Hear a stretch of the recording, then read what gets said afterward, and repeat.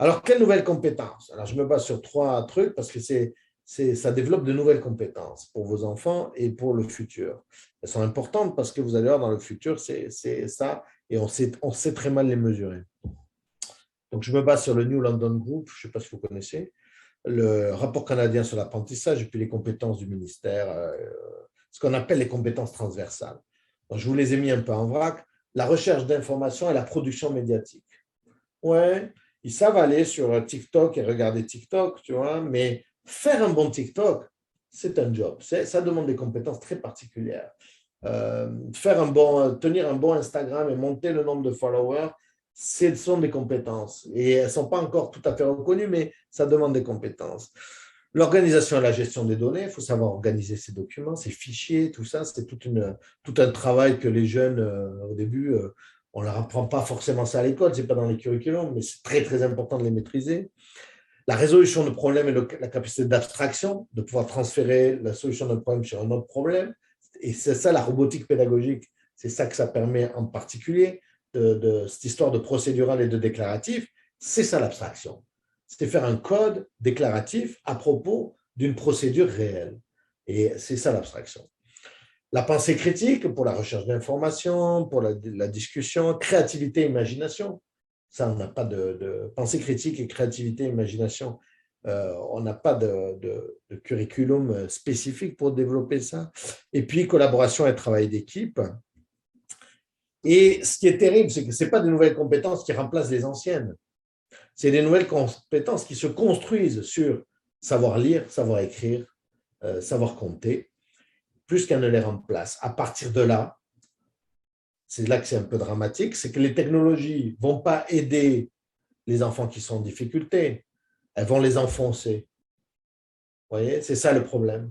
Parce qu'il y a une corrélation entre littératie, numératie et utilisation d'Internet et l'ordinateur, mais les jeunes les moins qualifiés qui ont des problèmes, qui sont pénalisés déjà dans la lecture et l'écriture et les numératies ou les mathématiques, eh bien, avec les technologies, ça va renforcer ces problèmes-là.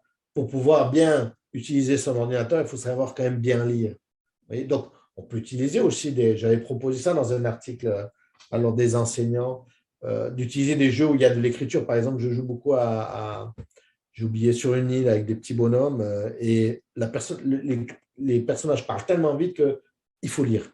Alors, ma fille, je la mets là-dedans, elle est obligée de lire tout ce qu'ils se disent. On ne comprend pas ce qu'ils disent tellement ils parlent vite. Donc, il faut lire. Alors, ça fait de la lecture. Mais vous voyez que si on commence à avoir des problèmes de dyslexie, de lecture ou de numératie, ça empire avec les technologies. Pour tout ce qu'ils vous diront, les technologies vont améliorer. Vous voyez, les élèves sont faibles, on va distribuer des tablettes et tout ira bien. Ça ne marche pas comme ça. Ça ne marche pas comme ça. Il faut d'abord régler les problèmes de compétences de base. Donc, pour conclure cette partie-là, je vais vous dire qu'il y a l'important, c'est l'œil et la main. C'est ça qui est important. C'est le procédural et le déclaratif. Et c'est que l'enseignant, la connaissance, que ce soit le pattern, un personnage ou un acteur, soit dans la boucle et pas hors de la boucle. C'est ça qui est très important. Alors, c'est un peu abstrait, mais c'est ça que permettent les technologies, les jeux vidéo éducatifs et toutes ces choses-là. Je vais conclure. Quel futur? Alors, vous savez, aujourd'hui, il y a le métaverse, le blockchain, le 5G. Donc là, vous voyez, le jeu vidéo va être partout autour de nous. C'est-à-dire qu'on va tous devenir un jeu vidéo. Vous voyez, on va vers des choses immersives qui sont assez géniales et ça va très, très vite. Et puis, je pense que ce n'est pas fini d'être développé. Je les ai mis ensemble. L'impression 3D aussi va révolutionner les choses. Vous savez qu'on peut imprimer aujourd'hui un rein humain en cellules biologiques. On peut l'imprimer avec une impression 3D. Je vous laisse réfléchir là-dessus.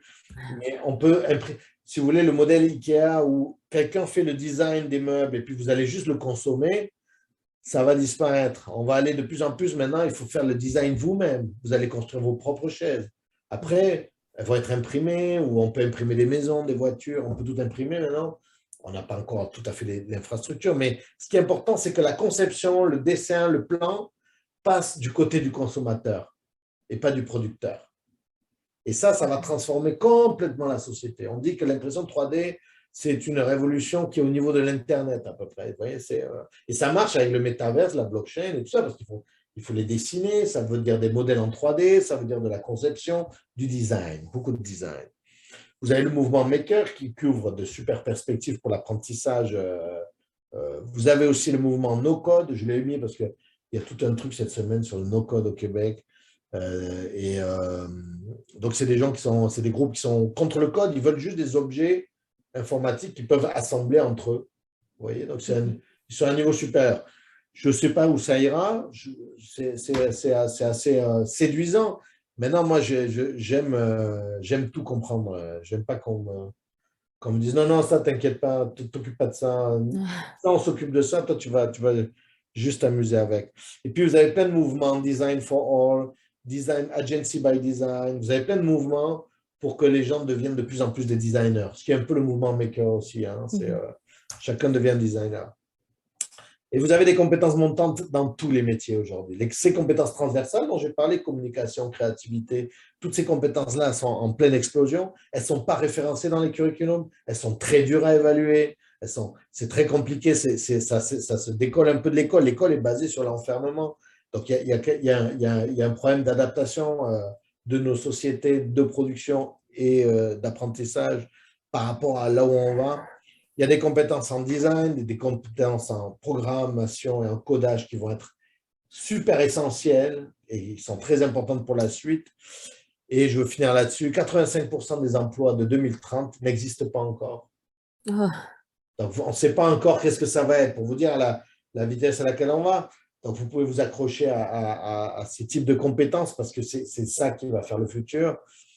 Et pour conclure, donc, j'espère que je vous aurai convaincu que la technologie n'est pas juste bonne ou mauvaise, mais c'est ce qu'on fait avec. C'est l'interaction humaine et on met de la technologie, c'est entre deux personnes en général. Technes, Logia, c'est une histoire de relation. Et donc, comment on l'utilise, c'est ça qui fait qu'on apprend ou on n'apprend pas.